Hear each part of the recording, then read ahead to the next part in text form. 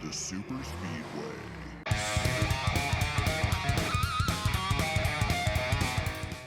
Stuck. Fine. Need a push. 10-4, need a push. Let me get for the official. They have that air jack system. If you've got flats, you can have them jack it up with the air jack. Yeah, we're working on it. We don't know what we're doing. There's no air in the bottle. I don't want to be towed. I don't know why they're fucking hooking me up. Push it from the back and get me rolling. We're yelling at our official down here. We're trying to get him to push you. They don't give a fuck. They're hooking it up. They're going to rip the whole fucking back of this bitch off. Can you get their attention or no? They don't give two fucks to listen to you. Welcome to episode 349 of the Super Speedway Podcast, recorded Tuesday, February 18th, 2025. I'm your host, Eric Young, and I am joined, as always, by my co-host, James Cush. James, I think that describes our podcast. They don't give two F's to listen to us. What's funny about that is I sent you a clip not too long ago of like old Kyle Busch ranting and raving. It's so much calmer now. I know. And just for the record, that clip did not. What you sent me did not inspire this. I had already been planning on pulling this stuff. So I can just imagine you sitting alone, giggling to yourself as you put it together. Well, I immediately, and I guess I'll tease it right now. My shout out this week, one of my shout outs this week is the Max onboard cameras. Freaking absolutely awesome. And that the first thing I did when Kyle got wrecked last night, I'm like, I'm switching to his channel. Mostly I wanted to see what they were doing. Like cause they didn't really mention even that he crashed on the broadcast, and I knew he was in it. And I'm like, okay, is he done? Are they trying to tow him? What are they doing? So I flipped over to it and I heard this audio, and it's like, oh, good old Kyle Busch stuff. We'll save that for later. So 20 years of trying, 20 years of frustration. Yeah, plenty of frustration. I mean, you're right. The quality of it was not the old Kyle, but it's still there. It's in there. Oh no, it's in there. I love that they have the air jack system, and then the bottle that they carry on the truck, the safety truck, was out of air. That's great. God. Good old NASCAR. You can only laugh. If you didn't laugh, you'd cry. Yes, sir. Well, before we get into it, James, how's everything going this week? Oh, it's going, man. This is my second podcast of the day. Wow. I had to do. I was a featured guest on a podcast. I'll just say it's a podcast for work. Okay. But I had to do a whole bunch of talking. So you're getting me secondhand. Wow. Today. Yeah. Cheating on me. Yeah. At least I'd assume you're getting paid for that one. Well, I was on the clock, so that was good. You're on the clock here. You get paid just as much as normal here. Nothing. Yeah. Well, I don't have to put my kids to bed tonight, so that's a win. I mean, you do get paid more than I do on this podcast because I buy the stuff to make it work. That is true. So yes. You are higher paid than I am. I am you're the hype at zero. Man. That's my. I know what my role is. Just a role player. Just a role player. Yeah. Sometimes you have to pick up a hotel fee somewhere for yourself if you make it out to a race. So every so often. Every so often.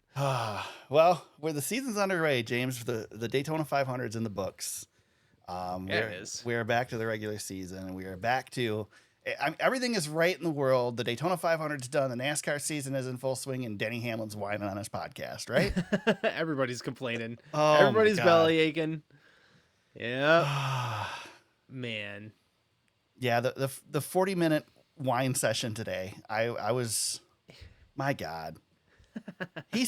When he starts, I know we just discussed before we recorded this. It's all good, man. Let's go. So let's go. When Denny, and if you haven't listened to Denny's podcast, go listen to Denny's podcast. I'll give him the listens, even though I was yelling at my radio the entire time on my way home listening to it today. But when he sits there and talks about how he used to be so gung-ho about this and now he's just over it, I'm like, just retire then, dude. Like, just be done. Yeah, I like the idea that now, just now in the last 48 hours, he's decided now he understands what retirement's all about. Right. Okay, Dennis. And so I was thinking about it because I started watching the YouTube video last night, and I got like 5 minutes into it. I'm like, I can't do this right now. It's so much stress in your life. It was too much. But so I started thinking last night, like, when he's talking about how great the Daytona 500 used to be. First of all, he talks multiple times in this rant about how in the past it used to be the best drivers won this race. It's not true. The best drivers very rarely won this race. Like, I mean, one of your, Yeah, I mean, man, my Tony, guy one never of the broke best through. drivers ever, didn't win this race. It took Earnhardt 20 years to win one, and he never won another. I mean, he didn't have a ton of opportunities after that, but he won one race in 23 attempts or whatever he had. Yeah. Rusty Wallace never won one. Mark Martin, I mean, he missed it by a half an inch, but he never won one. Well, he was trying to get it. He was trying to retroactively get it back over the weekend after the duels. We'll talk about that. Yeah. Yeah. Yeah, that picture of Eric Jones standing next to the car on the front stretch waiting for the call is like the saddest picture ever. Poor Eric Jones. Yeah, but I was so pumped for him too. Right. But I mean, it's like, first of all, it's any race is very rarely. I mean, any sport. I mean, if the best team won every time, you wouldn't watch, right? Right. There's always going to be, other factors that play in. It was a little bit of luck in speedway racing. But if Always you really has been. think back, James, I really think that the Daytona 500 in a way died in 2001. And I'm not saying it has anything to do with Earnhardt. It has to do with the aero package they put on the cars in 2001. When they put that aero package on the cars in 2001, it brought the field together and created what we have now. And now it's gone through different iterations, but it has been more of a crapshoot race and less of a crown jewel since then. Dude, we had big wrecks and big ones all the way back that's to the the thing. 80s. I mean, But at least back then there was more racing. There's less racing now. I agree with him that there's less racing now than there used to be. However, Denny's not that far off from right. Like he's the wrong messenger for most of this stuff. That's my opinion on it, because he can't help himself. Like if he didn't get hooked on the backstretch, he would not have had this rant. Yeah, he would have loved this race if he'd have won it. Oh yeah, and also, I recall. I mean, I tweeted this out, but in 2020, I mean, nobody benefited more from a dump than Denny Hamlin. Right, and he got that win, and we all remember that crash. So I don't want to hear it. We get some freak winners in the Daytona 500. It's always happened that way. Exactly. Look at 1990. Or was it 1991? When Derek Cope won? 90. Yeah, Derek Cope won it in 90. Trevor Bayne. I mean, you were there. Yeah, I mean, I would argue that Trevor Bayne is more in the current trend of the race, where it is more of a crapshoot. But still, if you look at the history of the Daytona 500, you have a bunch of wins. You have a bunch of wins. Trevor Bayne's car that weekend was on a rail. Yeah. Well, and he ran with Jeff Gordon all day. All day. Yeah. Yeah.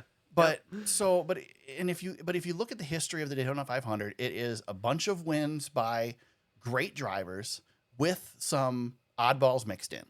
It's like that through the entire history of the race. So yes, the racing is different. Yes, it's more of a crapshoot now, but I think it's a crapshoot now not because it's all about luck. It's because they're all equal. It's not the equipment winning you the race anymore. Now it's the driver winning you the race. Yeah.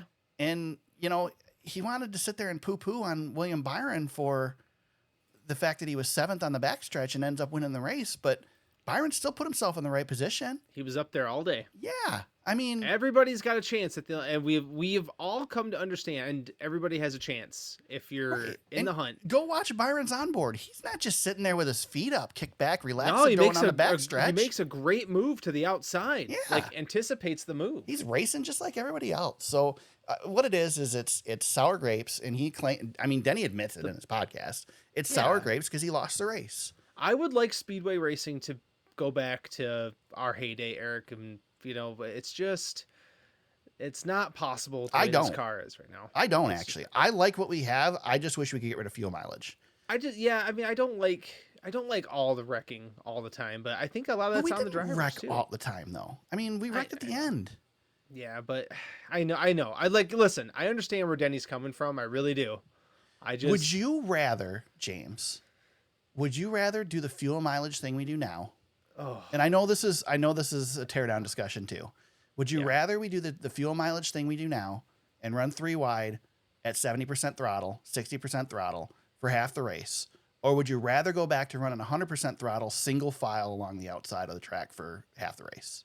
I mean, it doesn't really matter to me. Let's get to the last 35 laps. I'd rather do this because you know what happens when they do this? Somebody goes, you know what? I'm tired of this. I'm going.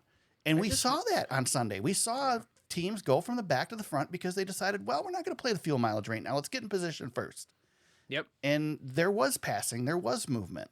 So I don't know. I mean, is it perfect now? No, it's not perfect. No, it's not. That's my point. By no means is it perfect, but is it, let's put it this way. Is it better today with the next gen car than it was the first one with the next gen car? I think it is. You know, they've made improvements. Getting better. Yeah, it's getting better. I don't like things I don't like. I really don't like the, there is a little bit of a fluky nature to it. And I agree with Denny. I do agree with Denny on that. There's, a little bit. Also, these cars are crashing at a ridiculously hard rate. Yeah. I mean, we got cars airborne. Different. I know it's not different. Though. I know it's not 24 years, 22 years, something like that. Seth Eagert said we've had a car flip. Yeah, I get that, but we've also we've had 2 accidents we've never seen before, and I understand Ryan Preece has gotten out safe. I understand.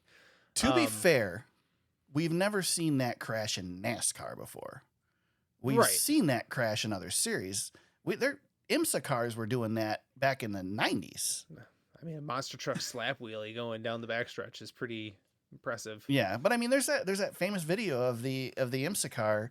Yeah, coming over the hill. In the Gran Turismo movie. It's the whole thing going into the trees. Movie. So yeah. And the thing I argued, and I argued this on X this week. Yes, it's X, James. I know. Yeah, it's fine. Is that historically, Ryan Preece? Don't get me wrong. Nothing against Ryan Preece. He has every right to get out of the Individual Care Center and be upset with what happened. Totally. 100%. If there's anybody in the field that has a right to do that, it's him. That being said, we have historically not injured drivers or fatally injured drivers in a rollover accident or an airborne accident in a long, long, long time. And I think we should be more concerned with Chandler Smith's crash in the duels than we should be with Ryan Preece getting airborne in the backstretch of Daytona. Yeah. Ryan Blaney's had that crash a couple of times too. Yeah. And honestly, the parts about the Preece's crash that I didn't like, and I know we're all over the place now. Well, It's not him getting airborne. It's what the car does when it comes down. Yeah. When it lands on those rails, there is no give, and By the way, looks painful. Side note on this: I was watching the Eric Jones camera of the Preece crash, and Preece's front tire is spinning at 200 miles an hour, and you can watch this. I just noticed this a little bit ago before we came on. And all of a sudden, you see that tire come to a complete halt, and I can only imagine Ryan Preece getting into the air and slamming on the brake. You got to watch it if you haven't seen it out of Eric Jones's car. I just noticed it a little while ago. I was like, God dang, poor Ryan Preece hanging on for dear life, smashing a brake that ain't coming. I'm telling you, that was an insane wreck. Well, I texted you. We both right away. We typed the same exact thing to each other. Yeah. Holy S, as we're watching it. You typed it. You clicked when it popped up on my screen. I had already typed holy. Yeah. Oh man, the Daytona 500 though never lack for entertainment. That's for sure. No, we got it in. We had the rain delay. Got in. I personally like Daytona 500 at night better. Anyway. I wish we ran every race at noon. Yeah. Well, if the weather would cooperate, sure, but. I really wanted to watch Severance on Sunday night, so I was. I gotta wait for the season to build up so I can binge it, but. Oh, it was that was good too, but Sunday, Sunday night at Daytona. I'm actually surprised you're watching the 500. Wasn't the NBA All-Star game on Sunday? Oh Jesus, I was getting text messages about that. I haven't watched the All-Star game since Kobe retired. I know, that's why I asked you, because I knew you watch it. I heard, you know what though, man, we are all over the place tonight. Mm-hmm. Your sport, they seem to have figured it out. Yeah. Yeah, the Four Nations. Yes, just do that. Hockey has it figured out for sure. They are beating the living crap out of each other. Good. That's what we should be doing. Yeah, definitely. That's what we do on this podcast every week. Let's try to get back to some semblance of. So let's mark it off. We've got our Hamlin out of the way. We've talked Ryan Preece. Yeah. Well, let me add one more thing to the Ryan Preece, and then we won't go back to it. All right, that's fine. I read a tweet, and I don't remember who it was, so I apologize that I can't give credit to the tweet. But I think it was somebody within the industry. They tweeted, and I probably retweeted it, that there are exactly two ways to stop that from happening, and nobody's going to like either one. One is to slow the cars down, and two is to stop racing at Daytona and Talladega. Yeah. That's it. There's nothing else you can do. Cars are going to get airborne from time to time. Exactly. I think they've done a really good job of keeping them down. I'm really surprised more didn't lift off. Hell, we had a lot of opportunities all weekend long in all 4 series to get airborne, and we only got 1 airborne. So We've had some pretty wild crashes, man. yeah, I mean, ARCA did everything but flip on Saturday. So, so let's go back. Let's go back to the beginning. William Byron, back-to-back Daytona 500 winner, 9th on the restart, or 9th at the front start finish line, 7th on the backstretch. Everybody wrecks around him. He comes around and gets the win. Thoughts? What does this mean for William Byron? James, you and I have been trying to figure out where we put William Byron all day long. I know your whole will him BS. Willy B, back-to-back Willy B. Yeah. So what does this win mean for him? Well, I think one puts you in a special place, and 2, I don't know what 2 does for you, right? In the long term. Like, Denny Hamlin's got a handful of these things, and we still rag on him for not getting, the championship, right? Yeah. Now, if he can get that championship someday, then that's quite the resume. I think he's got a little bit of resume building to go yet, but he's in rare air, man. Back-to-back Daytona 500s is special. Yeah, hasn't happened. It doesn't happen much. No, I mean, that's a who's who list. Like Denny Hamlin, Jeff Gordon, was it Sterling Marlin, Carol Yarber? I mean, those guys. That's rare air, and I think that's the special part about it, that he went back to back. I think years from now we're not going to remember all the fine details of how he got his second win or that kind of thing, but he's proven himself to be really good at these tracks and really good at speedway racing. Yeah. I mean, he was up front all day, so it wasn't a fluke that he was there, and he made the move when it mattered most. Yeah. So credit to him, and I think legacy wise, he's definitely stacking some blocks to, a really strong Hall of Fame career. I think he's right there now. He needs to get the job done on the big scale. Is it championship? Is it more important to win a race like the Daytona 500 or to win a championship? I still think it's a championship, but I think the lines are getting a little bit blurry though. What if you can click off all the crown jewels and not have a championship? Well, that's the that's almost like the Austin Dillon thing, right? Or Jamie McMurray. Yeah, Brad Keselowski's got a bunch of crown jewels too. He doesn't have the 500 though. Yep. But and that's the thing. Like Denny acts like the 500 doesn't matter anymore because of this, but it still matters, and it especially matters when you don't have one. Right. Yeah. I mean, it's gotta bother Tony Stewart at some point to know that he doesn't have, even though he won so much at Daytona. I think deep down it probably does bother him a little bit. It's got to. Rusty Wallace, Mark Martin. There's just, Larson nailed this. I heard him talking about this, and he said, my legacy is maybe doesn't get raised very much by winning a Daytona 500, but it, not having it does leave a little bit of a gap. Yeah. It doesn't really levitate it, but it there's it's noticeable when it's not there. Yeah. I mean, that's a great point. And again, like you said, I think not to discount one Daytona 500 win, but there's a lot of people that have one Daytona 500 win that never won again. There are a lot of people that have one Daytona 500 win that didn't amount to anything in NASCAR. Yeah, we mentioned Derek Cope and Trevor Bayne, right? Yeah. But you get 2, especially back to back. But you get 2. That's, I mean, that you're pretty solidified now. Well, that's how we remember Sterling Marlin. Yeah. That's the probably biggest, Sterling Marlin's biggest accomplishment is. He went back to back. Yeah. So you think about here's another one for you. You think about Ernie Irvan, right? Mm-hmm. Who probably should have had a championship at minimum, right? Right.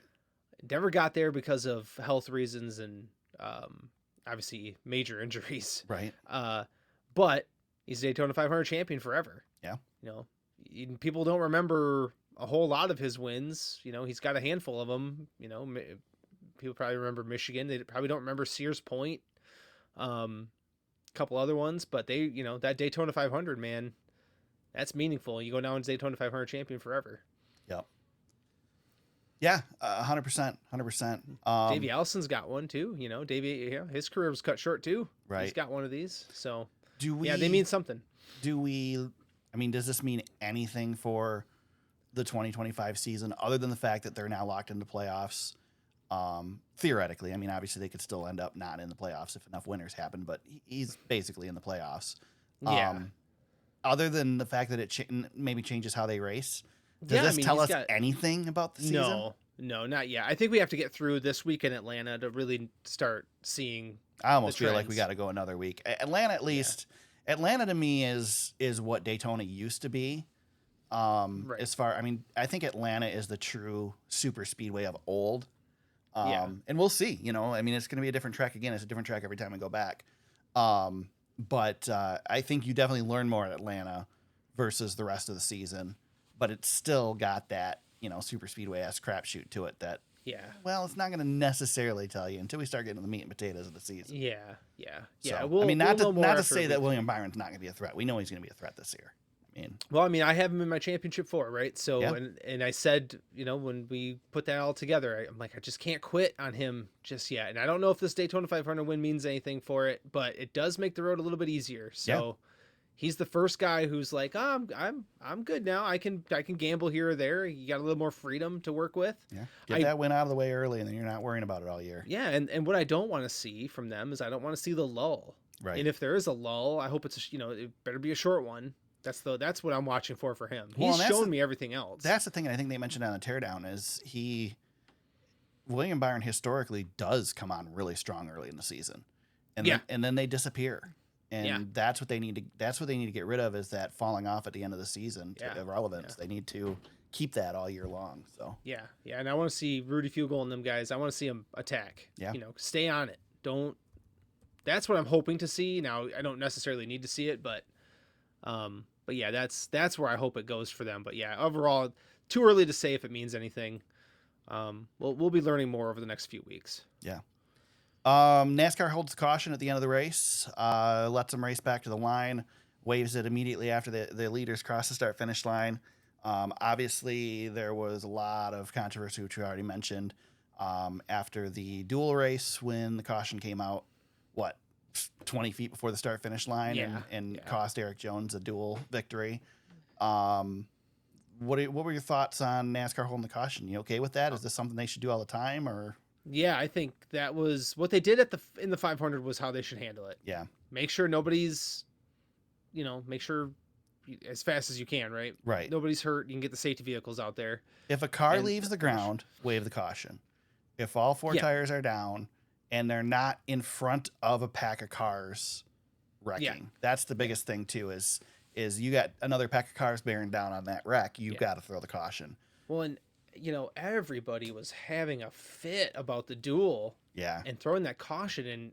It sucks, but it's just the duel. Right.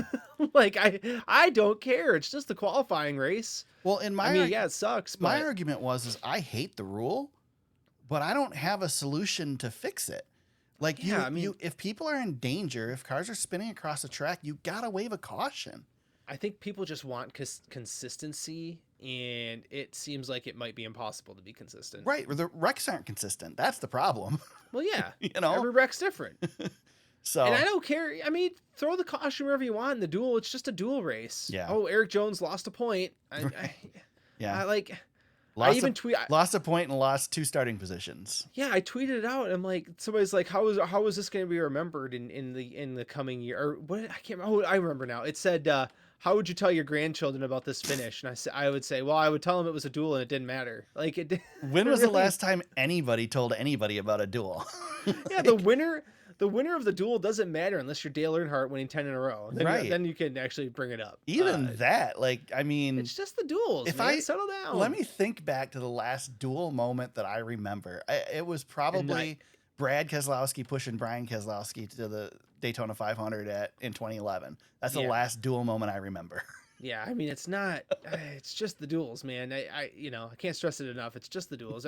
Everybody was having a meltdown, and I mean, use it as a test. Like, okay, maybe the officials go up there and they say, yeah, God, maybe we screwed that up. Right. Do better next time. I'm not going to harp on the officials every single call they make. You just can't harp on them all the time. When they deserve to be harped on, then let's call them out. But for that, no. And they handled the 500 correctly. Well, they made the adjustment. You could even make the argument with the 500, James, that it didn't matter because it didn't change. Didn't change anything. Turn 3 to the start finish line, nothing changed. Nothing changed. Same Tyler order. Reddick was trying. Yep. But no, didn't matter. I think every caution's different. I think if you can let them race to the line, you do.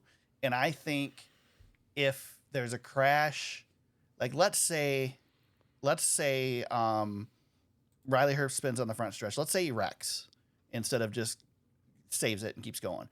Let's say he hits the inside wall. Now you can't race back around because there's a car sitting there and you don't want everybody piling in. You also know they're all going to wreck off at turn 4. Yep. So in that instance, save it to the end of the backstretch. Then throw the caution. Don't throw the caution right away. Let them get somewhere. I know then you're running the risk of people are gonna. You threw it at this time for this person or whatever. Yeah. But I don't know. I mean, thank God Riley Herbst is a wheelman and can get it out of there. I still think the solution to everything, James, is to just paint the freaking scoring loops on the track. Paint a line there, and you race back to the next scoring loop. Remember when we had the overtime line? Yeah, God. Oh my! That was God. awful. NASCAR found a way to screw that up too. Let's race to the halfway point of the backstretch. That was so dumb. Oh my God! And then they're like, "Well, we're gonna still have the overtime line, but it's just the start finish line now." Yeah. Oh man. Yeah. Yeah. I don't know. I thought the finish played out. Yeah. Just fine. Yep. No call. Just let them finish. Everybody was safe. The other thing too is like you can't have a czar sitting up there watching the entire racetrack. You can't see. It's too big. Exactly. You can't see the entire thing. Exactly. Maybe takes an army up there. We probably just need to lay off the officials sometimes. Sometimes yes, sometimes no. But in this instance, I'm not bothered by it. Yeah, I thought they did a good job in both aspects. I had no problem with Thursday. It sucked. I wanted Eric Jones to win that race, but yeah, me too. Like you said, in the end, it doesn't really matter.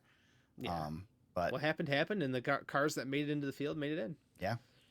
Let's talk about one of the big wrecks because there's a lot of chatter about this one. Yeah, this was a good one. Let's talk Joey Logano and Ricky Stenhouse Jr., the wreck that took out Kyle Busch. And you and I disagree here, so we're gonna see how this comes out. Yeah, well, I mean, one of us is wrong and I'm right. So, so go ahead, James. Who's at fault for this accident? All right, I'll state my case. So obviously Stenhouse and Logano get together. Logano tries to get into a space that's not there, and there's a giant wreck, right? Yeah. Takes out all the contenders. Kyle Busch is gone. There goes Ryan Blaney. Everybody's favorite drivers are gone. Yep. My argument is Stenhouse had the opportunity to block multiple times. Mm-hmm. You can't. What have we always said, Eric? You only get one chance. You get away with it once, that's fine. Don't try it 2 or 3 times. You're gonna get bit. And I think Joey had him. I don't know why he didn't just give this. I know they're racing and you're not supposed to give the spot, but for God's sakes, Ricky, you gotta let him go. Well, you gotta live to fight another day. We've talked about this before. Like Joey had the run, had him beat, and by the way, he's got the entire field on his back bumper pushing him. He ain't gonna stop. What's he gonna do? Hit the brakes and let Ricky have the spot? That ain't happening. It's on the guy in front to keep that wreck from happening. That's my opinion on it. Yeah. So my argument is, for one, this is one of those instances where Denny was right on his podcast. You know what causes these wrecks is blocking. It's because it's Joey Logano. It's blocking. Yeah. Stop blocking. It is blocking, yeah. These guys need to realize that when they block, they wreck. Now I'm looking at the accident again. I'm watching it right now. Ricky, you're watching it right now. Okay. First of all, Ricky's block is late. It is late, but Ricky's late block did not cause the accident. Ricky blocked late. Yep. Joey lifted. And then Joey comes back up. Ricky does not move up. He does not give that space back.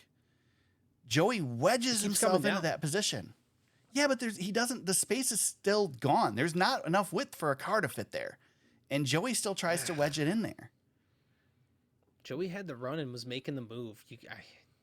I will say... It's easy to say let him have it, but I know how race car drivers don't think that way. I was watching this race, and before this wreck happened, I was watching Joey Logano.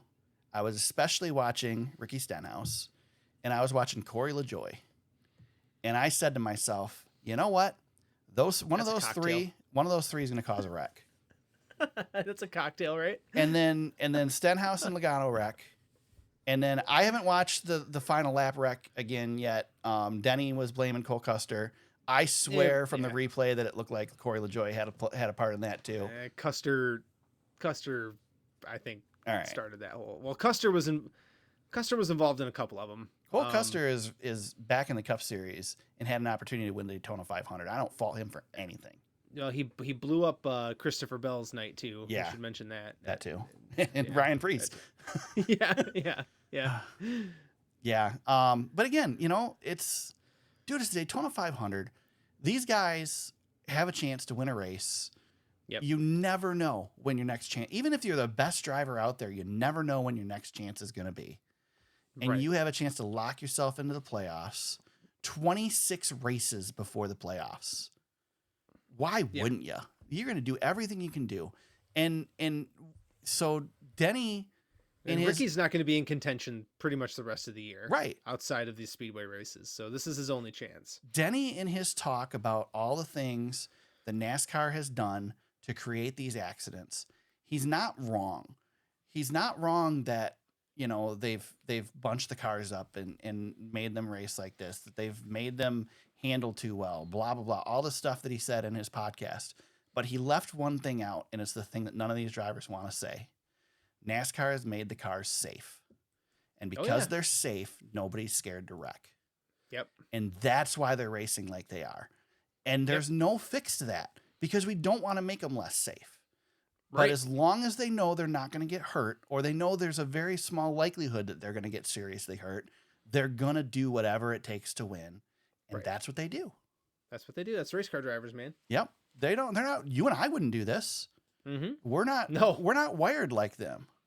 No. How about the guy in the ARCA race that was all excited about spinning through the grass? Did you see that interview? My God, that was the greatest and worst interview ever.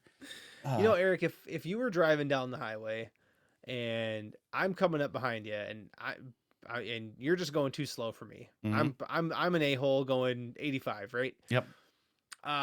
There's an exit to the right. I'm just gonna go around you, mm-hmm. and I'm gonna go to the exit. And all of a sudden you speed up and you're not letting me in. What do you do in that instance, right? If you're me, do you just be like, man, I'm kind of driving like a dick? Yeah. Well, I mean, I'm gonna force my way through there, or are you like, maybe just let him go? Because I feel like that's the only comparison I think I could come up with. Yeah, I'm certainly not wrecking him. Yeah, I'm not gonna come all the way across your hood and take you out. I'm like, okay, I tried to beat him, I can't beat him.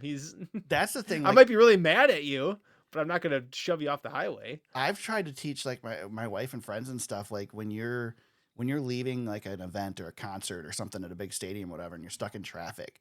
Like all you have to do is just put yourself in a position where they have to hit you, and they're not going to hit you. Right. You know what I mean? So, and it's the same thing. I'm big. Yeah.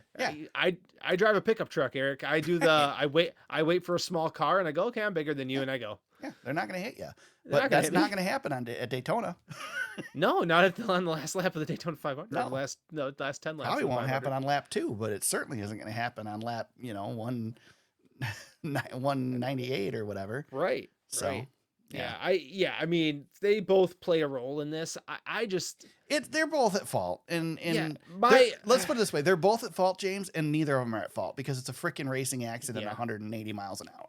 I'm just of the firm belief that if somebody's got to run on you like that and you're beat, I mean, Ricky was beat. Yeah. He was beat and you just got it. Sometimes I've said that this is a quote of mine from, I said this last year during the 500, talking about Ross Chastain.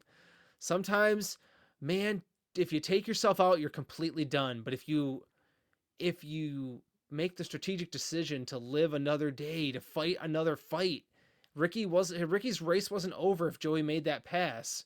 Yeah, but because Ricky continued to block him to oblivion, the same thing applies to Joey though. Well, I understand that. Who's Joey racing? He knows Stenhouse isn't going to let him in. But again, Joey can't stop there. He's got the whole field pushing him. Like it's not as easy as for Joey to be like, "Oh, I'm sorry, Ricky. Go ahead. Have your lane back." He's not stopping, Eric. He's got cars. He's got 10 cars pushing. Those guys aren't backing off. The best part about that wreck was that it was the longest wreck ever. Like to start. Like it was, you knew it was happening 30 seconds before it happened. Not quite. Yeah. But I mean, there was enough time to go, yep, these guys are going to wreck. Oh, maybe no. There they go.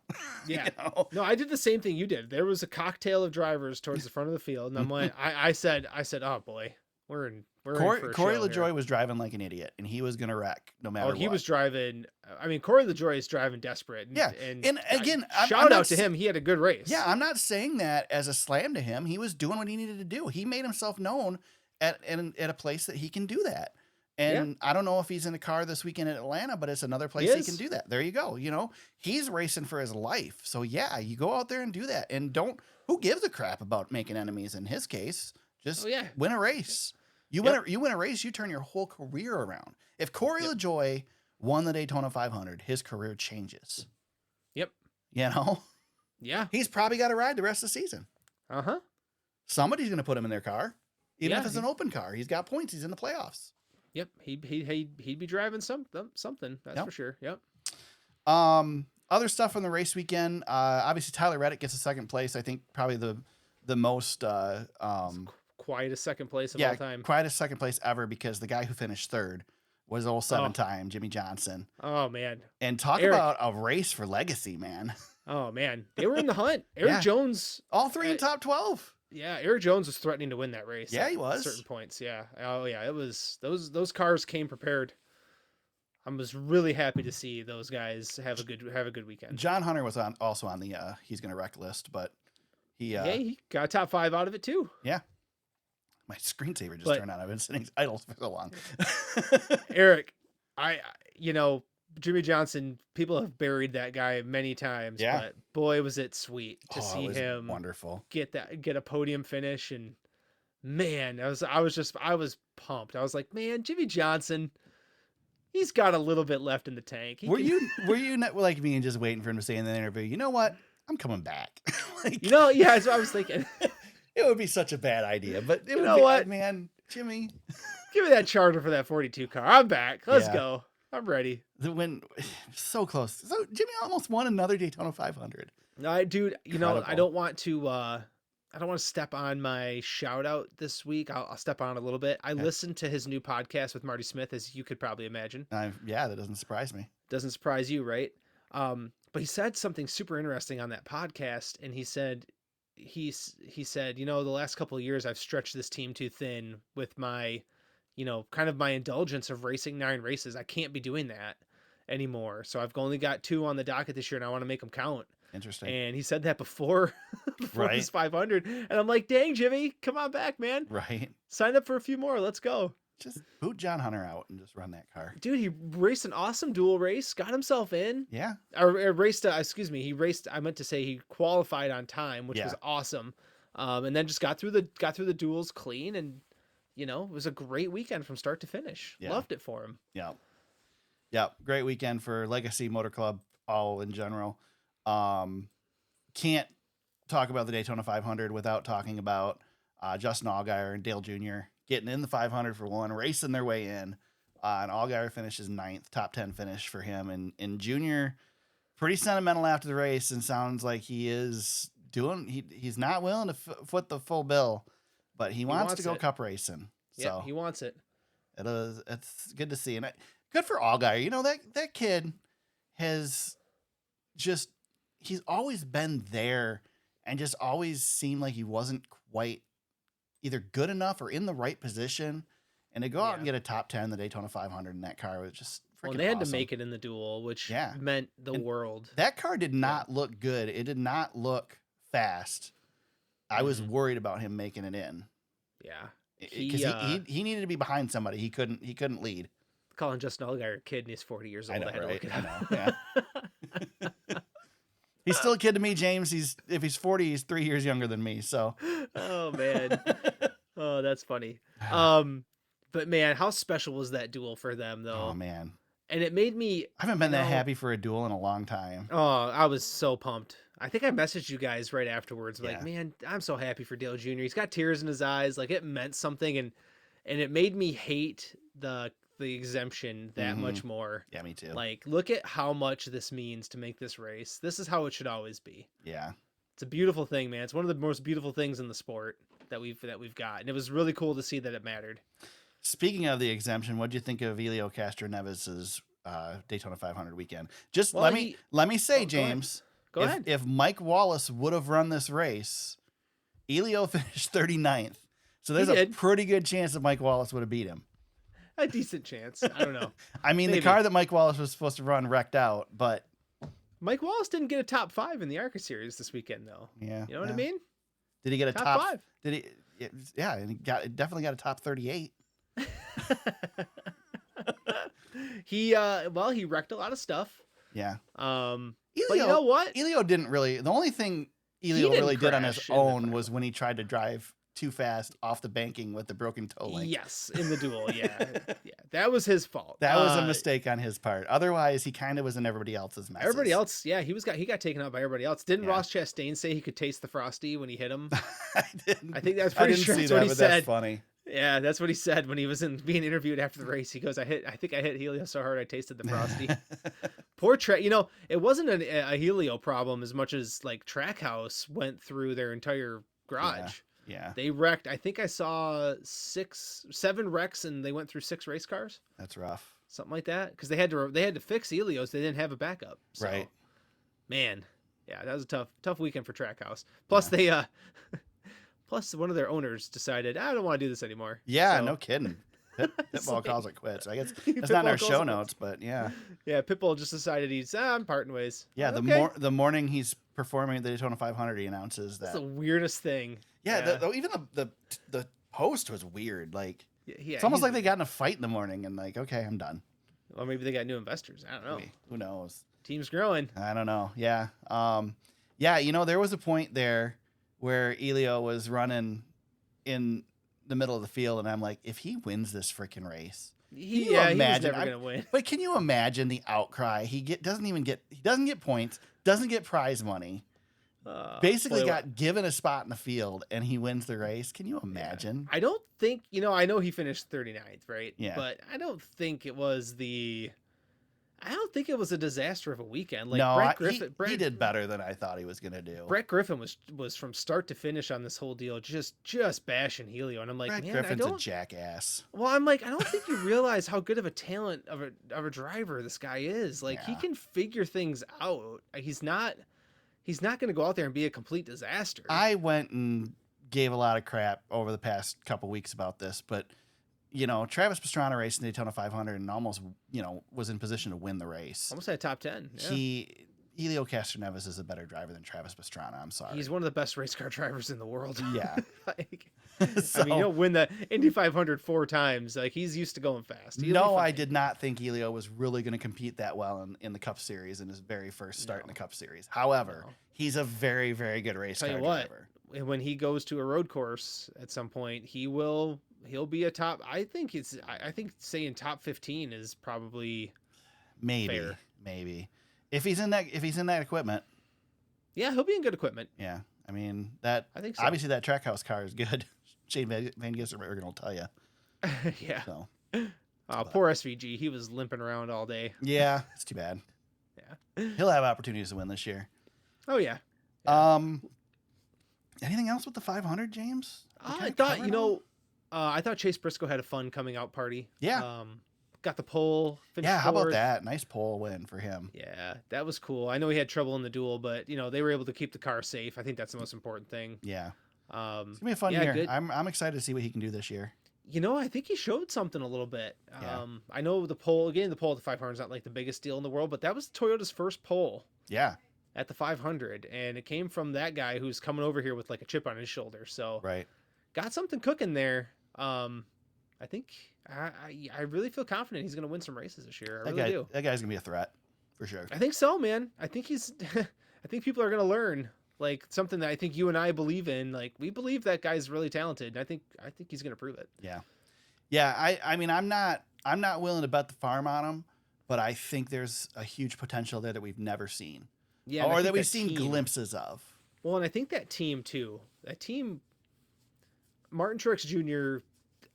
I don't know if it was great there the last couple of years, and I think they've got this kid in here who really wants to go. Yeah. So James Small and that crew, I think they're going to be excited to have him on board. I mean, it looked like it. There was a lot of cool stuff behind the scenes that was going on. Yeah. That looked really cool.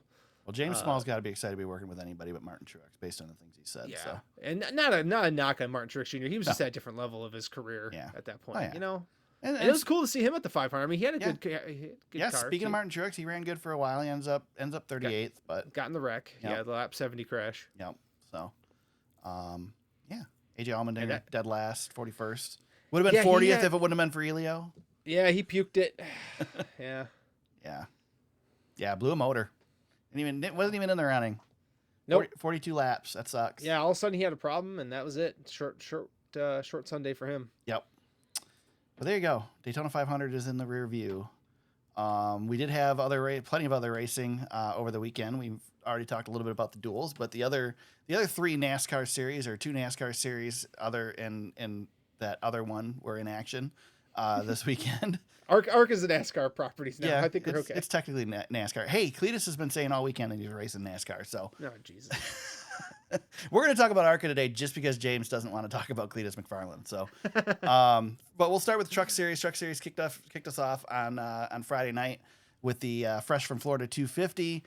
Corey Heim wins because we don't know yet. We'll find out. We'll find out Thursday. Parker Kligerman gets screwed again. Oh. Gets a win, beautiful win. And plants the flag. Yeah, plants the flag. Screaming. And then too low in the rear. Corey Heim wins. Yes. Well, we'll find out Thursday. The appeal's being heard. There's no way he gets this turned around. I'm so bummed for him, man. I know. I watched that. That was a great show. Yeah, it was. But and the trucks, they didn't crash all over the place like everybody else. Yeah, they weren't too bad. So, it was actually a surprisingly clean truck race. So, I thought Chandler Smith was going to pull it off. He definitely had the truck to beat, but yeah, that might be the case all year long for him. Yeah, I don't know what to think about Chandler. I feel like he's a better driver than what he gets credit for, but his wreck in the duel was pretty bad. I kind of I was like, ooh, that's not a good look for you. That was, of course, he says his rear camera wasn't working, so he couldn't see that side. Something behind him wasn't working. Yeah, well, or his spotter wasn't working either. There certainly wasn't room where he went. I mean, let's put it this way: his block was later than Stenhouse's. Dude, if his truck's gonna be that fast this year, he's got a chance to win like 8 races. Yeah, maybe more. I don't know. That truck looked like it was in a different league. And that's hard to do on a super speedway in the Truck Series, but I was like, holy crap, man. That car looks fast. That truck looks fast. Gio Ruggiero, I think, is going to be one to watch this year, too. Second place finish for him. Yeah. That was cool. He's going to be really fun to watch. Very quietly, 10th place finish for Frankie Muniz. Race. Technically it was 11th, then he got bumped up. So top 10, Frankie Muniz. First full-time Truck Series race, I'm sorry. First, yeah. Otherwise. He's in the points, man. Yeah. He was pumped. He wasn't really a factor all day, but he didn't crash. So right. Ben Rhodes looked good. He was involved in one or 20 of the wrecks. I don't remember. I don't remember he was in one of them. He finished. I mean, he finished all the laps, but yeah. So got a stage win too. Yeah. Matt Crafton ran well in this for a while until he was involved in a wreck. Yep, he won a stage. Yeah. So there you go. There's your Truck Series. NASCAR Xfinity Series was the second part of a doubleheader on Saturday. The United Rentals 300. Jesse Love gets the win. Oh, hold on. I'm not ready for it. Jesse Love. There you go. I was waiting for it. Austin Hill, really. I mean, he won the race. Just Richard Childress Racing. The car broke. I mean, why in the world at this used to bother me about Dale Jr. when Dale Jr. was so good at super speedway racing. Why do they follow him? I don't know. You're not going to pass the dude. He's going to win the race if you follow him. He's incredible. He's so freaking good at these races. I don't get it. Man, yeah. I mean, this race was ridiculous. His. There was not even a question he was winning this race. I got so excited when I saw that car was having trouble because I'm like, yes, maybe somebody different will win this race. And I'm like, he's still going to freaking win the thing. But yeah, eventually ended up having to pull off. But yeah, Xfinity race was a decent race. We didn't put any upside down this year, so that's good. Kept them all 4 tires on the ground. All 4 tires on the ground. Yep. Anything else with that one? CW was good. I heard. Yeah. I didn't get to watch much of it live. So okay. Yeah, CW did a good job. They got the ticker on the bottom of the screen that has pretty much the full field. I don't know. I'm okay with it. I kind of wish it was just at the top of the screen. I don't really understand being at the bottom. I'm getting old, so it was hard to read. But I mean, I guess it's cool. It's tough. Daytona's so tough because everybody's in new rides and stuff. There's especially the trucks in the Xfinity series because we don't talk about it as much. You don't see the news as much. The drivers are shuffled around a lot more. They sign late, so it's tough to figure out who's where and whatnot. But yeah, I thought, like you said, CW did a good job. Side by side commercials, which was good all weekend. So I don't have any complaints about CW. Fox, on the other hand, oh Jesus, got some complaints about them. We'll get there, but man, are we? And then earlier on Saturday we had the Cleetus McFarland 200. Oh God. The ARCA series. Butterbean gets the win. Brandon Queen, I said it right, James. Said it right. Butterbean Queen. Butterbean Queen gets the win. I like Butterbean. He's, first of all, if you're worried about personalities in NASCAR, there are some personalities in this ARCA series. Butterbean's winning interview was entertaining. Obviously, we got Cleetus in this race, which James hates, but I thought was hilarious. And then the guy who was, I don't remember who it was, that was happy about sliding through the grass and thinking that was awesome. I mean, there were some personalities in this race, that's for sure. Isn't Lawless Allen back in the ARCA series this year? He might, yeah, I think he ran this race at least. So, is Butterbean Queen the best nickname for a race car driver since Buckshot Jones? It might be. Is there anything better? I mean, Buckshot wasn't a nickname, right? Buckshot was his actual name. Well, it might have been. Yeah, I think it was his real name. But no, Yeah. Buckshot Jones I hold in high, like that is a race car name. Yeah. Buckshot Jones. Yeah. And man, Butterbean Queen.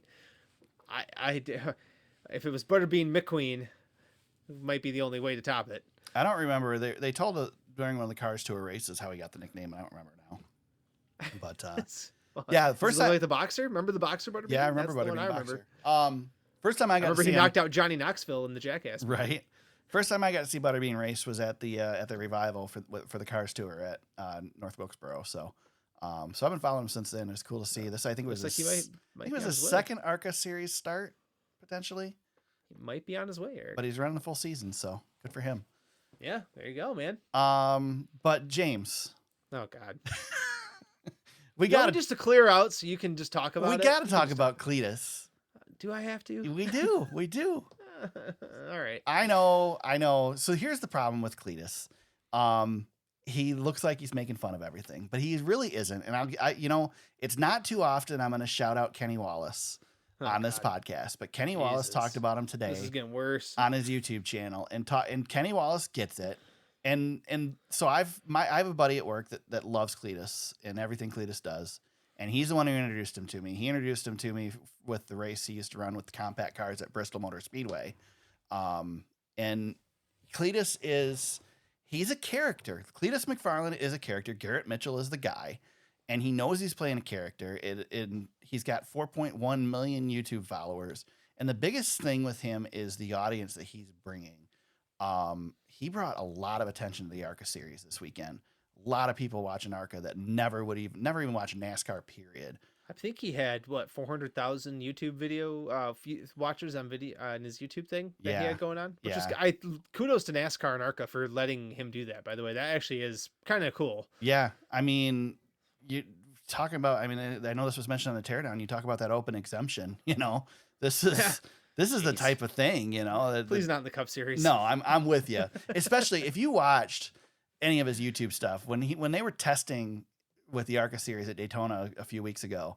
I mean, this guy, he's not new to motorsports because, I mean, he owns a racetrack. He took over and created the Freedom Factory. I don't remember what the track was called, but it was a dilapidated, dead racetrack down in Florida, and he revamped it, and they race there, and they do all kinds of crap there and stuff now, and it's huge. But hearing them tell him what he needed to do and how he needed to race this ARCA race made me realize how frightening this ARCA race was going to be, because he did not seem very experienced at all. And then qualifying rained out and some of practice rained out. And I'm like, oh my God, this is going to be a nightmare. And that race was a nightmare, absolute nightmare. But it's scary when those cars get out there. Dude, there's Talladega and ARCA is the scariest thing I've seen, but Daytona at the first of the year with a bunch of inexperienced drivers, especially when 50 cars show up for a 40-car field. Yeah, that's scary stuff. But oh my God. Yeah, I don't know. I know you're not a fan. I'm not exactly like gung ho about Cleetus, but I think he brings eyeballs to our sport, and young eyeballs, which is something that we desperately need in NASCAR. So this is what the ARCA series is for. Let him go have some fun down there and build some followers. And hell, if he gets good, then come on up through the ranks. If you don't, then at least you bring some attention down there. Yeah, so. keep it in the ARCA series, and that's fine. It's fine. Hey, he improved the Fox broadcast when he went in the booth, because it's pretty bad up to that point. Jeez. No offense to Jamie Little, but man, put her back in the pits. I'm sorry. Dude, I was so disappointed when I turned on the truck race on Friday night and realized, first of all, I'm like, they're at Daytona. They're there. They're live. And then Jamie Little starts talking. It's like, oh, no. No. Because for some reason I had it in my mind that Adam Alexander was doing the truck series, but he's on CW. So I don't know. Yep. Yeah. So here's my 2 cents on Cleetus real quick. I'll get out of the way. I've been told before how these drivers come in and they've got this social media following and they're awesome. Haley Deegan. Yeah. Seen it many times. I don't know. Maybe it'll work. I'm skeptical. And the Ricky Bobby thing was funny 20 years ago. I don't find it funny now. So there you go. The difference between Cleetus and Haley Deegan and Danica Patrick and those others that have tried to come in with social media followings is that he's not coming in here pretending to be a great race car driver. That is true. I will give you that. He is a parody of himself. So yes, and he knows it. Yes. Oh yeah, I understand that. And honestly, I think that's the best thing about it, James, is that there are some of these personalities that will come through and they play the character all the time, and they're like, it's like the old wrestling days where they won't break character. Yeah. And Cleetus will break character. He will sit there and tell you that this is an act. Yeah. So props to him for doing that. You know that the character that is me. Right. And is there anything more on brand for my character than to send you hey, I don't like Cleetus McFarland, which you were like, yep, I knew that was coming. Oh yeah, as soon as I mentioned him, I knew that. And then I send you a picture of Ross Chastain and the Rizzler, and I say, I don't like this, and you're like, yep, knew that was coming. Uh-huh. It's like, yeah, I was on brand this week. Yeah, just for the record, I don't have a clue who the Rizzler is either. Maybe if you know who he is, you know more about him than I do. But I only know. Well, I'm not going to say it because I'm not going to go there. There really isn't anything much more embarrassing than a bunch of 20 to 30-year-olds trying to act Gen Z with the Rizzler. Noah Gragson was loving it. Yeah, Noah's about the only one who could get away with it. I thought Denny Hamlin's daughter, she was pretty excited to see the Rizzler. Yeah, well, she's on brand though. Like, oh yeah. Yeah, she's at the age. Your boys know who the Rizzler is, don't they? Probably. I didn't ask them. They were gone all weekend, so. Yeah, there was a lot of other things for me that were on brand. I'm not going to get into because it's going to frustrate some other people, so I'll just leave it. Well, there you go. I'll leave the ARCA race alone from there. Thank God it's over. I was starting to wonder if we'd still be watching it today, the way it was going. Surprisingly, they got all the laps in. I don't know how that happened. Oh man, They made it what 3 laps before they wrecked the first time. It's just ridiculous. man. All right, couple news items, James. There's not a whole lot unless they've added stuff since we started recording. Kicking the Tires has an article about Jeff Gordon saying he talked to Tom Cruise, and there's still talks of a potential Daytona 500 or Daytona Days of Thunder sequel. Yeah. As long as those talks are happening, I'm excited. I'd love to see one. Yeah, I saw that circulating on the Twitters at the press conference. They were asking him some questions about that after the race, and sounds like it's farther away than maybe we had hoped. Yeah, it does. So, but you know, it's not an impossibility. Yeah. So I will take it. And Gordon hinted, and if people would have knowledge, Gordon would be high on the list. You'd think that he thinks there's opportunities for something along those lines. So I don't know. It makes me nervous because they could really screw it up too. Like, I mean, you can really screw up either Days of Thunder sequel or a NASCAR movie in general. So well, I think the best part about a sequel though is you can always pretend it never happened. That's true. You know what I mean? Like Rocky V, you can just pretend Rocky V. I mean, happened. Kart has Driver. I mean, they pretend that didn't. Yep. Or Driven. That's what it was. Driven. They pretend that didn't happen. So, by the way, the F1 movie, the trailers keep coming out for that. It looks, I mean, that looks really good. Yeah. I'm locked into the F1 movie. I might be seeing that one in theaters. I'll stream it, but I'll watch it. Dude, I tell you, when Brad Pitt's like going at it with Verstappen in the trailer, I'm like, okay, all right, you got my attention now. I'm in. It takes a lot to get me to the theater for a movie. I'll go for the go for the new Jurassic Park movie, but I'm not going for F1. I went to see Rush when that came out in theater. I loved that. I love that movie. That's a great racing movie. Civil War was the last movie I watched in the theater, so. Yeah, I usually go to kids movies, so my last one was, I saw Sonic 3 because I'm a huge Sonic fan. So my kids only watch freaking YouTube, so I don't have to worry about it. Ellie loves Sonic, my daughter, and also we saw Moana 2. So those are the last couple times I've been in the theater. It's usually girl movies, princesses, Disney, right up your alley, right up my alley. But Sonic 3 was for me. So looks like side-by-side commercials will be sticking around on Fox during Green Flag Racing. To be clear, that is on Fox, not on FS1. However, there will be more of them on FS1, but still potentially Green Flag full screen commercials.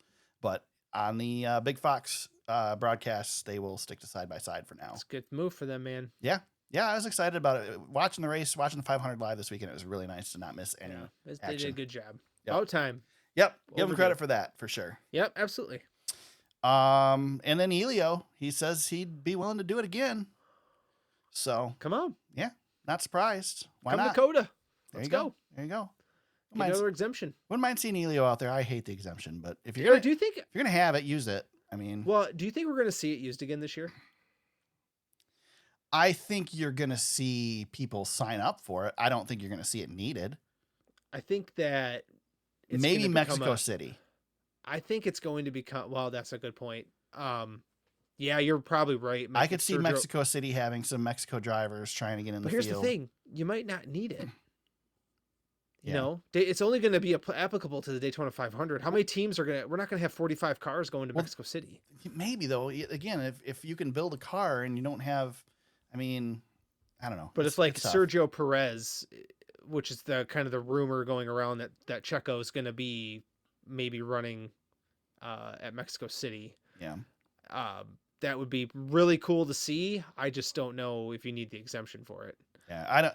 Like I said, I think you'll apply for it because why not? Why wouldn't you have that in the bank just in case? But I don't think it'll be needed anymore like this year. So I'm thinking like ahead to the Coke 600, which will be Jimmy Johnson's 700th start. And Jimmy and Martin had some strong comments about the exemption this week. Yeah, and I'm wondering if they will. I wonder if Jimmy will. Why wouldn't you? Why wouldn't you apply for it at least?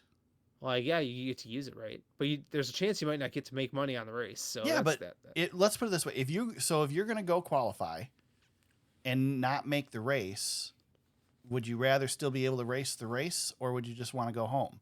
Because you want to race the race, right? So why wouldn't you? Why wouldn't you apply for this? Even if your team's completely broke, right? Even if you apply for it and only 38 cars show up, you still have it just in case 41 show up. Yeah. I'm curious to see if you don't have to use it if you get granted it. So I don't know if we'll see it again this year, but I'm just curious to see how others are going to use it. And Denny Hamlin better not use it. Yeah, no kidding. I don't want if he uses it after what he said, I'm going to be upset. Oh, he will. He will. He better not. He will. He might not have a team at that point. We'll see. Well, he's going to retire soon by the sounds of it. So, we didn't put this in the show notes, but NASCAR did the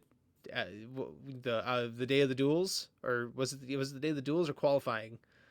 They filed their motion back. Oh yeah, said that they're going to kill the charters if they lose. Yeah. Good. Yeah. Good. Well, the charters served their purpose then. Yeah. I guess. I mean, yeah. Sure. If we lose, we're going to kill the charter system. Okay. Yeah. Okay, great. Yeah. Teams are going to get paid anyway. Right. Yeah. Good grief, man. What a mess. There you go. Anything else? Any news we missed, James? I'm sure there's stuff we missed, but I'm sure anything we care about that we missed? Well, Bubba Wallace won his dual race and gave the trophy, walked the trophy over to Michael Jordan. I thought that was awesome. That's cool. It was really cool to see that. I don't know if there's anything else. I mean, it's hard to say, the Daytona 500's in the rear view, but hey, man, we're off and running now. We're in the season. There you go. Yeah. Yeah, off to Atlanta. Any checkered flags on the weekend, James? Checkered flags. Man. I got two if you wanna You go first. I got some, but I already mentioned it, but the Max or HBO onboard cameras were freaking awesome. Very cool to be able to click around so I watch on YouTube TV, and I have the YouTube TV setting to where it's less delayed broadcast or whatever, and the HBO was about a half a lap faster than YouTube. So you could easily pause the HBO feed if you wanted to and sync them up, which was pretty cool. I didn't do that because I was bouncing around to different cars, but it was really, really neat to be able to switch around through the cars. I know that the onboard thing isn't necessarily new, but having it in the Max app was pretty neat. The fact that it's still there, you can go today and watch stuff that happened and listen to the audio and everything is awesome. You can throw it on your phone if you want, if you have the app. Yep, cool. I will definitely see. I had it on my iPad, which was awesome. I will definitely be using it. You can enjoy probably good show intros from here on out because I'll be pulling audio from there like crazy because it's awesome. And then my other one, James, I know you don't want to hear about Cleetus again, but it's okay. I did want to shout out Cleetus for getting online, both in his recap video from Daytona and on social media previous to that, to defend Amber Balkan, who has taken so much crap for wrecking twice and taking Cleetus out both times. Amber, it's hard doing what they do. Amber does struggle in the series, but she does not deserve the crap that she's getting. First of all, the first wreck, everybody was spinning out off of turn 4 in that race. If they were on the inside, everybody was struggling with it. And the second wreck, she had a flat tire, the one that actually took Cleetus out. So neither of them her fault. Just lay off, people. And that's the thing. This is the problem you have with people coming into the sport that are new and don't know the sport, is they don't. And Cleetus said this on his show, that they need to understand that 3/4 of the field's going to wreck in this race. He knew that going in. He's not upset about it. He talked to her. They're good. Just back down. So good for him to defend her because he certainly didn't have to do that. And there you go. Yeah, I had two of them as well, Eric, and I had to find where I put them. One, also Cleetus is going to be on the download this week, by the way. Dale Drew download. Yes, I will be listening to that tomorrow. The podcast I mentioned earlier, Never Settle, Marty Smith and Jimmy Johnson. I thought that was really cool. The first episode, pretty good. I don't know how much I'll be listening to it from now on, but hearing Jimmy kind of in a different role is kind of cool. So just wanted to recommend that. And then Carson Hocevar going live on Twitch during the rain delay. Yeah, I saw that. That was really cool. That's pretty neat. Yeah, he was actually racing while he should have been probably resting. Right. Yeah. Again, we've talked about his personality. He's a good personality, man. I want to see him out there even more. Hopefully that he gets more opportunities to really show it. He's figured something out. I think he's just a goofy dude, and that's He is a goofy dude. Yeah, he was trying to get his car off pit road on iRacing and spun out. That was pretty funny. Good stuff. Yeah, that was cool. Good stuff. So yeah, he relates. I mean, he relates to people. He's not on the same scale as probably Cleetus, but there's definitely relatability with him though in the younger generation. Oh, for sure, for sure. You know, he's got a lot of good things going for him. So yep, good opportunities for Carson to bring our sport along. Yep, love it. How about black flags, James? Any black flags this week? Should I do it? Do you want me to do it? What are you doing? I'm gonna do it. Okay. That guy showing up before the race and causing those delays. Yeah, dude, the fans complaining about getting into that place. I mean, I understand you need to get there early, but showing up for what resulted in maybe 35 minutes of being at the facility before leaving and doing that to the fans, do we really need a parade around the racetrack beforehand? Not 2 laps worth. Not 2 laps worth. It was a little, I mean, we already did it once. Like, if it was a different president, like, honestly, James, I had no problem with it the first time. He did it, I know. He's already done it. Yeah. He's already done it. I mean, we literally did the same thing. Although, the what the heck are the jets called? The Thunderbirds? The Thunderbirds, the yeah. video of those things, those will never. Those always are cool. Freaking amaze me. They're amazing. And I will say, the flyover with Air Force One, that's cool. It don't matter who's in that jet. That Air Force One's incredible. That is a really cool thing. Yes. And props to, I will give props for him coming to the Daytona 500, bringing attention to the race. I have no problem with that. Just at the Super Bowl last weekend, he comes to our Super Bowl this weekend. Good for him. Yes, he's doing it to boost his own ego too, but whatever. I mean, that's what you got to call it what it is. Yep. Yeah. Call it what it is. But I mean, and it was cool seeing the broadcast. I think it was the Xfinity race the night before, or maybe it was the truck race where they were unloading the jet at the airport in the backstretch. They kept showing shots of. Right, and you know what's cool about that though, Eric? Just to touch on that a little bit is, that I live right next to an airport. Yeah. Where we had a lot of campaigning going on during the season. Right. And I've seen that jet and Air Force One flying over my backyard to get, cool. To the air. And it amazes me. And I'm in this rural area and that thing comes flying over my house really low to the ground. And it's just incredible every time. So I can only imagine seeing it in person, at the Daytona 500. It's gotta be just incredible. Yeah. But my problem is not with the guy. It's the fact he already did it. And we're also what happened fighting, to the fans. We're also fighting rain, and dragging it out to let him ride in a car around the racetrack. What happened to the fans for me? It really bothered me that the fans were stuck and couldn't get to the. And I've been to that facility, man. It is massive. Yeah. Can you imagine though? Just drove me crazy. I mean, not anybody's fault, because can you imagine what security had to go into that? Jeff Gluck said it was horrible. They had to go through his car and I can't even imagine. I mean, I had a dog jump into the back of my car at Michigan this year to search it. Like, I can't imagine the president being there. Yeah. Like, and you can't blame him. The guy's already been shot at a couple times, like. Well, security's going to be behind him anyway. Right. Yeah. So, I mean, I get it. Well, I know what it's like, when the president flies in to the airport by my house, the town becomes like I live in a very small town, but there's like this perimeter that you cannot really get to. Right. And that's when Secret Service is here. Now, when Trump was here as he was running and wasn't president, that was a different story. Right. It was a little bit more like a circus. Right. But when it's actually White House or presidential security and all that, it's pretty. Oh yeah, I can only imagine. I drove by the area where Biden was, not far from my house, when he was here last year or 2 years ago or whatever, and it was pretty incredible. And that was like 4 or 5 hours before he was going to be here. Like, it was crazy. There's like a perimeter that's like you're not getting through this. Yeah. No matter what you do, you can live here, whatever. Too bad. Yep. My wife got stuck trying to get home when Biden was here. Had to wait on a really busy highway. Yeah. So.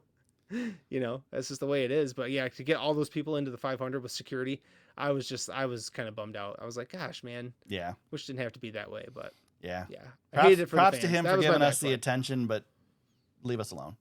We're good. Just let us get into the track, dude. We just want to watch racing, man. Right. That's all. Right. My black flag, I'm going for the low-hanging fruit. James, 8 laps. Oh, 8 laps to go in the Truck Series race, and Fox goes to freaking full screen commercial. 8 freaking laps. This is the best part of the entire race. They come back with 5 to go. it's incredible. Isn't it? Freaking ridiculous. They're bad. That was I almost shut the damn thing off and just said, I'm not even watching this crap ever again. Like, I was pissed. I'd love to watch you doing that. Dude, I tweeted right at Fox. It didn't do anything, but God, You that tried. made me mad. Yeah, you tried. It is embarrassing though, isn't it? Yeah, 20 laps to go in a super speedway race. That is the best part of the race. Oh yeah, that's when I get off the couch. If you're going to go to commercial, you better do it in that 20 to 10 laps, because after 10 laps, you don't go to commercial. And Yep. with freaking 8 laps, I couldn't believe when they went to 8 laps. Well, you can. Yeah. Yeah, I could. At least they were there. Jesus. God dang it, dude. I know. I know. I was watching it too. I know. I thought you were gonna say 8 laps. We made it 8 laps before the rain came, but no, you went with the. No, can't blame the weather. I mean, that is what it is. It's freaking Florida in February. I mean, you can argue we should race at night, but then when you race it at night, usually you can't dry the place because it's too damp. Fortunately, it was windy this weekend, so that helped with the drying. I don't know. I thought NASCAR did a good job of getting it in, and Just started a race at noon, man. yeah, yeah. It was pretty frustrating to watch sunshine during the pre-race and know what was coming. The Pitbull concert got in. Yeah, didn't miss that. It sounded like everybody had fun. Yeah, there you go. Atlanta Motor Speedway this weekend, James. All 3 major series in action. The Truck Series kicks things off Friday at 2 p.m. Interesting.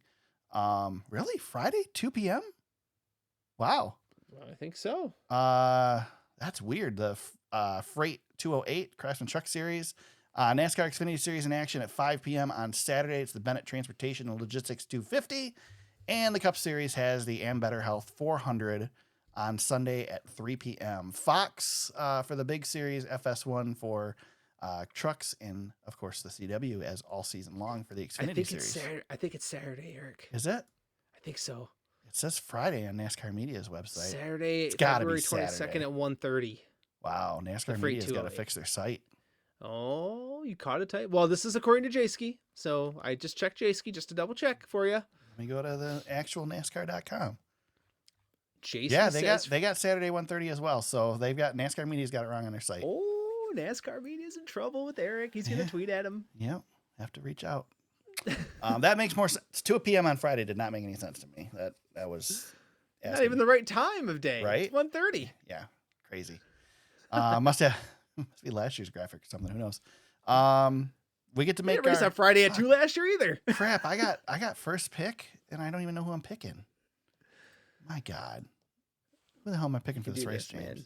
You can do this. There's only one guy who's got in the last 3 starts 3 top 5s, 3 top 10s, and a win. I am probably gonna go. Who's that? William Byron. It's Daniel Suarez. Daniel Suarez. Really? Yeah, he's really good here. I'm gonna go. I'm pulling this right out of my ass. I don't even know if he runs well here or not. I'm going Ryan Blaney.